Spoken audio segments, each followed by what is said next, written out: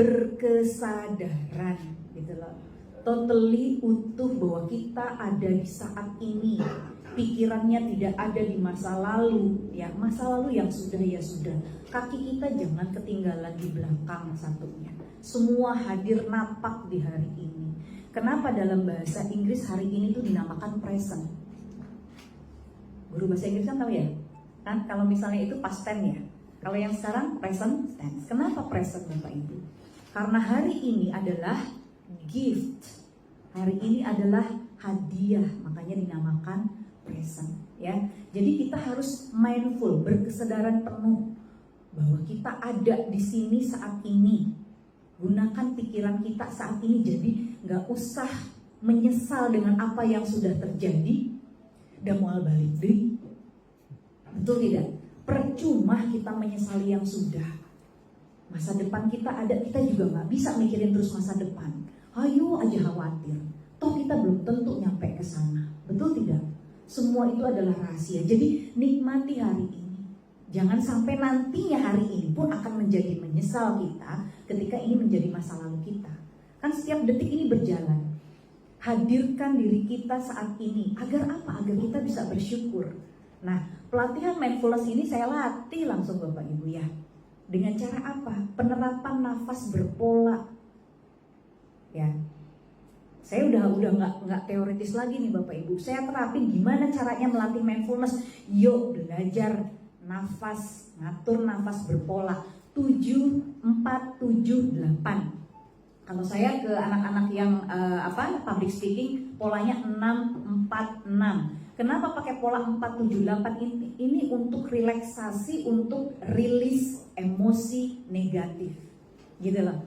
Jadi ini digerakannya adalah nafasnya bukan nafas dada ya Bapak Ibu ya, tapi nafas perut, diafragma. Tarik napas 4 ketukan, tahan nafas 7 ketukan. Ingat, yang ngembang bukan dada, tapi perut, pegang perutnya. Ya, kalau yang mau langsing juga ini bisa loh digunakan. Iya, bisa, asal rutin gitu ya. 8 lepaskan.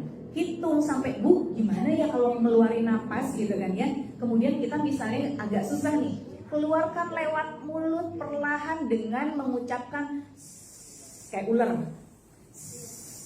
Ketuk sampai 8 kali. Latih itu Bapak Ibu.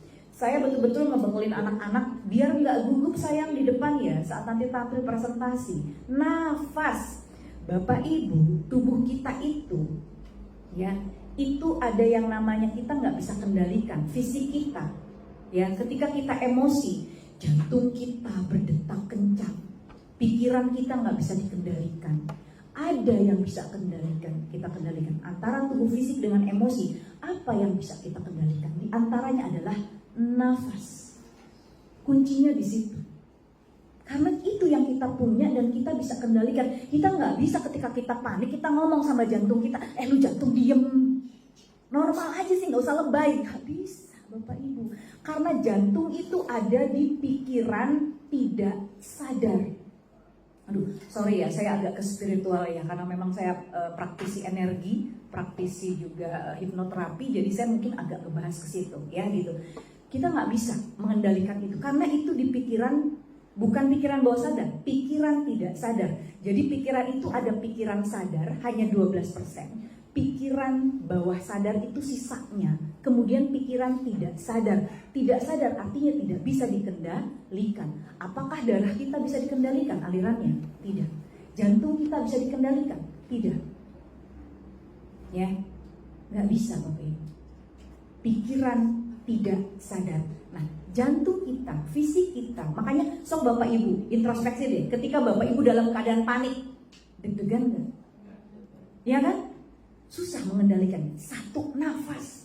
Orang kalau Bapak Ibu lagi marah nih, tensinya tinggi, nyadar ibu lagi marah nih, kendalikan nafas. Nggak ada orang marah-marah itu dalam keadaan terkontrol pelan nafasnya, enggak. Ya kan?